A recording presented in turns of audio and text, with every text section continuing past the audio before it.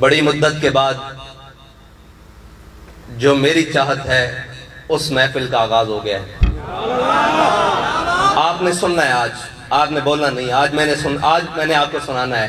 لیکن ایک بڑی مرض ہے کہ ہر ایک کے ہاتھ میں یہ کیمرہ ہے اور کیمرے چل رہے ہیں۔ میں آپ کو سچی بات کہوں، ہر محفل ہر بات کے لیے نہیں ہوتی اور ہر بات ہر محفل کے لیے نہیں ہوتی، ٹھیک ہے؟ سب سے پہلا تو یہ مرض ہے ہمیں کہ کچھ باتیں ہیں پھر بھی ہم ان کو دیکھ کر چپ کر جاتے ہیں کہ جو ہم آپ کو بتانا چاہتے ہیں اور آپ کو سنانا اور آپ کے کانوں کی کھڑکیاں کھول کر ڈالنا چاہتے ہیں۔ لیکن یہ جو ہے نا، یہ میرے آقا و مولا نے فرمایا ایک وقت آئے گا دوڑتے ہوئے آدمی سے چلتا ہوا آدمی بہتر ہوگا، اور پھر چلتے ہوئے آدمی سے بہتر کھڑا ہوا آدمی ہوگا، اور پھر کھڑے ہوئے آدمی سے بہتر بیٹھا ہوا آدمی ہوگا، اور بیٹھے ہوئے سے بہتر آدمی لیٹا ہوا ہوگا، اور لیٹے ہوئے سے سویا ہوا ہوگا۔ آج وہ فتنوں کا زمانہ ہے جن فتنوں کے اندر ہم جل رہے ہیں۔ بہت ساری باتیں ہیں جو آپ کے ساتھ کرنا چاہتے ہیں، نہ آپ سننے کے لیے تیار ہیں اور آپ یہ کیمرے ہمارے منہ کے اوپر رکھ دیتے ہیں اور ہم آپ سے بات نہیں کر سکتے۔ میری تو خواہش یہ ہے کہ ان سب کو بند کر کے آپ میرے ساتھ ایک دفعہ کمرے میں بیٹھیں، میں آپ کو بتاؤں کہ آپ کی ذمہ داریاں کیا ہیں۔ علامہ اقبال نے پتہ ہے کیا کہا ہے؟ اقبال کہتے ہیں کہ عصر نو رات ہے، دھندلا سا ستارہ تو ہے۔ اقبال کہتا ہے ابھی تازی تازی رات چھائی ہے، عصر نو رات ہے، دھندلا سا ستارہ تو ہے، کشتی حق کا زمانے میں سہارا تو ہے۔ اللہ کے بندو، آپ کیا سمجھتے ہو کہ ہم یہ چند ووٹ کٹھے کرنے کے لیے اور جناب چند جھنڈے لے کر اور چند سیاسی میدان اس کے لیے میدان میں آئے ہوئے ہیں؟ کشتی حق کا زمانے میں سہارا تو ہے۔ اور یاد رکھنا، اسلام معزز بناتا ہے اور جو خود اعزاز کی طلب کرتا ہے اسلام اس کو ذلیل کر دیتا ہے۔ میں بہت عرصے سے یہ بات اپنے اندر، اپنے ذمہ داران کے اندر دیکھ رہا ہوں کہ وہ معزز بننے کی کوشش کر رہے ہیں۔ میں دیکھ رہا ہوں، بڑے غور سے دیکھ رہا ہوں کہ وہ معزز بننے کی کوشش کر رہے ہیں۔ تو یاد رکھنا، آپ نے بیٹھ جانا ہے، اٹھنا نہیں، بیٹھ جائیں، ادھر بیٹھ جائیں۔ آپ یہ غور کریں کہ ہم معزز بننے کی کیوں کوشش کر رہے ہیں۔ معزز تو وہ نہیں بنے جنہوں نے اسلام کے لیے اپنی چمڑیاں اتروا دیں، ہڈیاں سے اتروا کر۔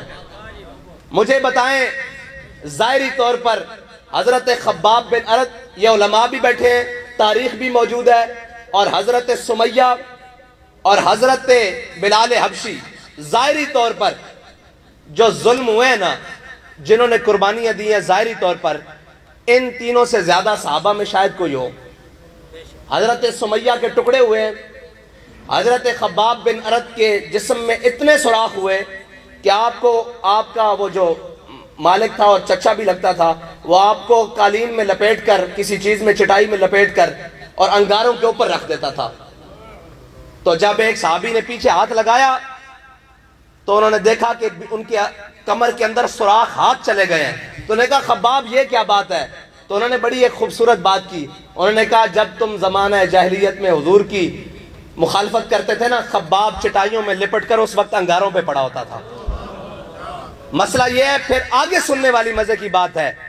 اب حضرت سمیہ تو شہید ہو گئی، حضرت خباب بن ارد اور حضرت بلال حبشی کے بارے میں کوئی ایک بتا دے کہ ان دونوں نے اتنی قربانیاں دینے کے باوجود حضرت صدیق اکبر کو ایک دفعہ جا کر کہا ہو کہ ہمیں فلاں علاقے کی امارت دے دیں،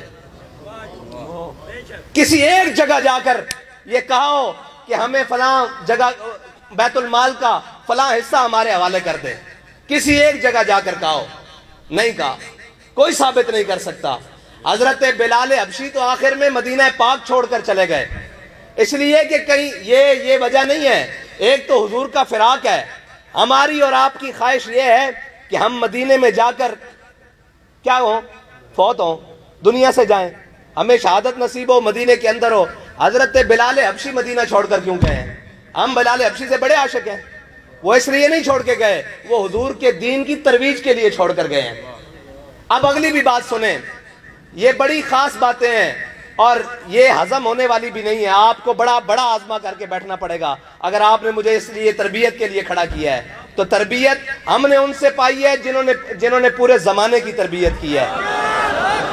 بیٹھے آج آپ نے سننا ہے, حوصلے سے سننا ہے, آگے سنیں. میں نے آپ کو کہا یہ باتیں بھلانی نہیں ہے, یاد رکھنی ہے.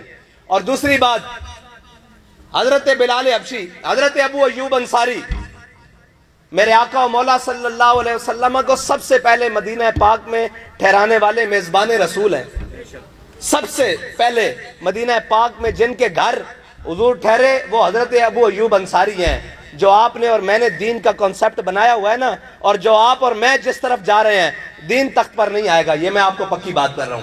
ہاں ہماری ذات پنپے گی, یہ میں نے پہنا ہوا ہے اس سے اچھا مہنگا پہن لوں گا, مہنگا تیار ہو کر اور جناب مہنگی گاڑی پر آؤں گا, لیکن دین اس طرح تخت پر نہیں آئے گا.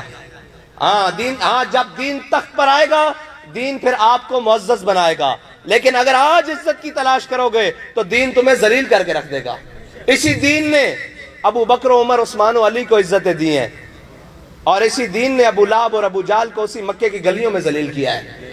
ہاں یہ یاد رکھنا, جن کا ہم نام لے وائے نا, وہاں ایک رتی برابر ایک پلک جھپکنے کی دیر بھی غداری اور جناب دو نمبری قبول نہیں ہے. یہ بات پکی ہے.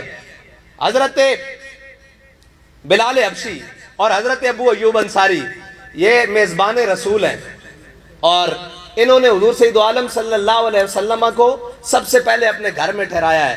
لیکن کوئی ثابت نہیں کر سکتا کہ حضور کے دنیا سے تشریف لے جانے کے بعد انہوں نے اپنا بالا خانہ, کیونکہ حضور دوسری منزل پر ٹھہرے ہیں نا, حضرت ابو ایوب انصاری, حدیث کی روایات میں بھی یہ موجود ہے.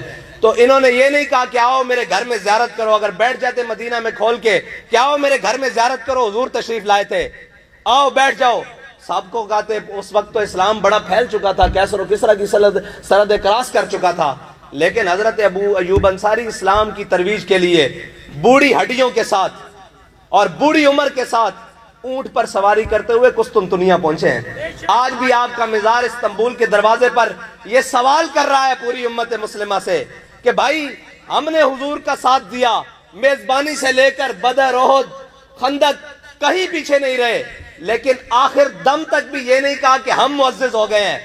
اب ہمارا خون بڑا معزز ہے, اب ہمارا وقت بڑا معزز ہے, اب ہماری جان بڑی معزز ہے, اور ہم بڑے معزز ہو گئے ہیں.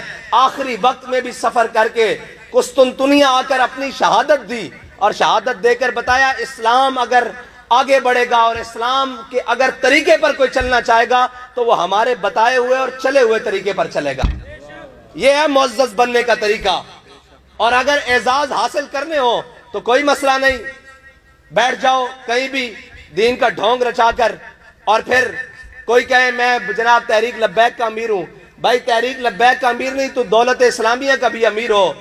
اگر تیری خاک میں ہے نہیں شرر, وہ شرر جو حضرت حیدر کرار کو عطا ہوا ہے, اگر تیرے دل میں وہ خیال نہیں ہے, اگر خیال یہ ہے کہ میں بڑا بن جاؤں, لوگ مجھے اس بات سے جناب پوچھیں کہ جناب یہ فلاں امیر صاحب آ رہے ہیں, یا میں اپنے بارے میں خیال کروں کہ یہ دیکھو لوگوں کی طرف کہ یہ میری طرف دیکھ رہے ہیں, جی میں امیر آ رہا ہوں, اس طرح نہیں بات بنے گی. بھائی عمارتیں قرون اولیٰ سے لے کر آج تک عمارتیں تبدیل بھی ہوتی رہیں, کارکن بھی رہے, قربانیاں بھی دیتے رہے, سارا کچھ دیتے رہے, لیکن اپنے مشن سے پیچھے نہیں ہٹے.